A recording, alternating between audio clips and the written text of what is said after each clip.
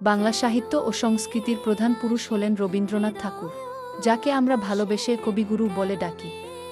তিনি 1861 সালের 7 মে কলকাতার জোড়াসাঁকোতে জন্মগ্রহণ করেন। তার পিতার নাম মহর্ষি দেবেন্দ্রনাথ ঠাকুর এবং মাতা শারদা দেবী। ছোটবেলা থেকেই তার সাহিত্য প্রতিভার বিকাশ ঘটে। তার অমর সৃষ্টিগুলোর মধ্যে গীতাঞ্জলি কাব্যগ্রন্থের জন্য 1913 সালে তিনি সাহিত্যে নোবেল পুরস্কার পান। তিনি একাধারে কবিতা, ছোটগল্প, উপন্যাস, নাটক ও প্রবন্ধ লিখে বাংলা সাহিত্যকে সমৃদ্ধ করেছেন। সঙ্গীত জগতেও তার অবদান অতুলনীয়।